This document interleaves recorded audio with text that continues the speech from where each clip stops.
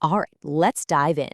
Today, we're going to demystify the essential tools you need to understand, well, pretty much any story, whether it's a book, a movie, you name it, on a much, much deeper level. Have you ever had that feeling, you finish a story and you just know there's something more going on, some hidden layers of meaning, but you can't quite put your finger on how to find them? Yeah, that feeling. Well, that's exactly what we're going to tackle today. So, think of it like this. We're going to open up a reader's toolbox and take a peek inside to see exactly how how writers, build those incredible, memorable worlds that we all get lost in. Okay, first things first. Literary language sounds kind of intimidating, right? But it's not some secret code only a few people know. It's actually built from the same stuff we use every single day. Rhythm, word choice, little figures of speech. The only difference is that writers use these things with a ton of focus and purpose. They really concentrate them. Just look at the difference here. He was very confident. Okay, sure, it gets the job done. But then you get T.S. Eliot's version. Wow. It doesn't just tell you he's confident, it shows you. It paints this super specific, kind of smug picture in your head, right? A silk hat on a millionaire. It makes you stop and think, and you can almost feel the weight of that confidence. That's the power we're talking about unlocking. All right, so let's pop open the first tray in our toolbox.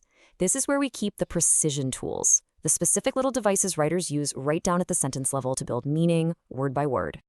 First up, we've got the tools for making comparisons. Now, you've probably heard of metaphor and simile. But then you have these other cool, clever substitutions, like metonymy. That's when you say something like, the crown has decided, when you really mean the queen or the monarchy. Or synecdoche, where a part stands for the whole. Like saying, check out my new wheels when you're talking about your whole car. It's all about making language punchier and more vivid. So what's the big deal with a metaphor like this? Well, saying he's in a sea of troubles doesn't just mean he has a lot of problems. No way. It makes you feel it. You get that overwhelming, drowning sensation, like being lost in a huge, stormy ocean. It's like a shortcut straight to the emotion.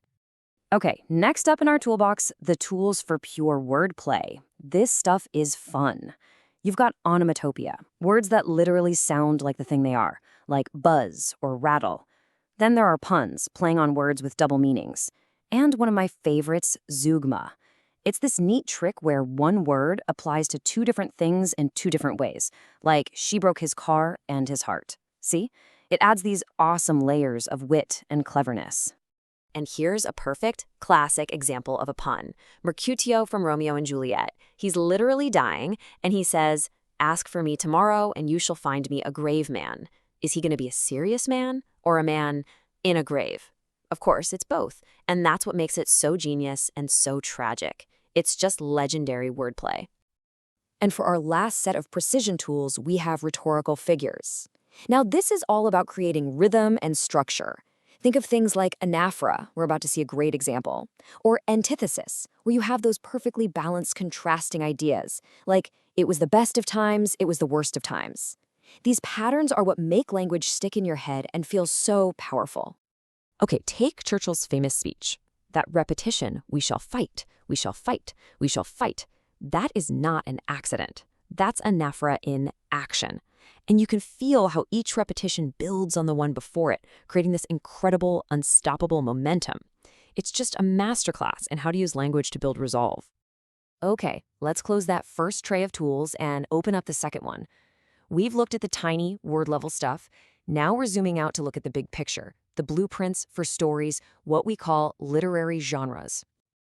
And really, since way back in ancient Greece and Rome, we've basically broken literature down into three giant categories.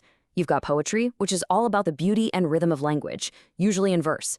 Then there's narrative, which is just a fancy word for storytelling. Think novels and short stories. And finally, drama, which, is written to be acted out on a stage. And you can see the key differences laid out right here. Poetry is often super personal and subjective, right? It's in verse. Narrative uses a narrator telling a story in regular prose. And drama? Well, drama is all about the characters talking and doing things, meant to be seen and heard. These are really the fundamental blueprints for almost every story you'll ever encounter.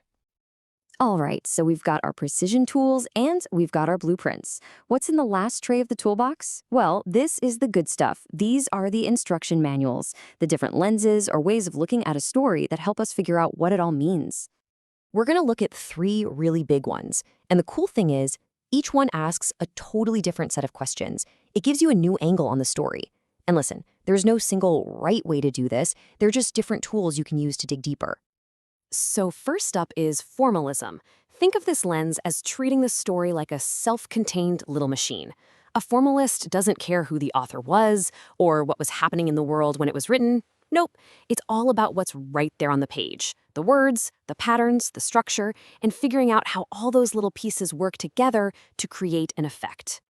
Then there's the feminist lens. This one zooms out to look at power, specifically through the lens of gender. It asks questions like, how are the female characters portrayed? Are they complex or just stereotypes? Whose voices get heard in this story and whose get ignored? You might use it to look at an old novel and ask, hey, why do all the women here have so few options? And that tells you something powerful about the world that story came from. And our third lens is new historicism. This one puts the story right back into its original time and place. A new historicist looks at a poem or a novel and says, okay, this is one piece of the puzzle, but they'll also look at letters, at newspaper articles, at legal documents from the same time period. The idea is to see how the story and the real world around it were talking to each other, shaping each other's ideas. Okay, wow. We've pulled a lot of tools out of this toolbox. So the big question is, why does any of this matter to you when you're just trying to enjoy a good story? Let's tie it all together. Look, here's the absolute most important thing to remember. None of this is about making reading feel like a homework assignment. It's the total opposite. These are tools to empower you. They're meant to give you the confidence to go deeper, to trust your own interpretations, and just get so much more out of every single story. Because once you have this toolbox, you start to see the gears turning behind the scenes. You can see the artistry. You can finally pinpoint exactly why that one scene made you cry or how that one line gave you chills. It sharpens your own thinking, and it makes you a much more savvy and insightful person. Not just when you're reading, but in everything you do. So there you have it. You've got the keys now. The next time you pick up a book or fire up a movie, you'll have this whole new set of tools to see it in a completely new light. The only question is, what story are you going to unlock next?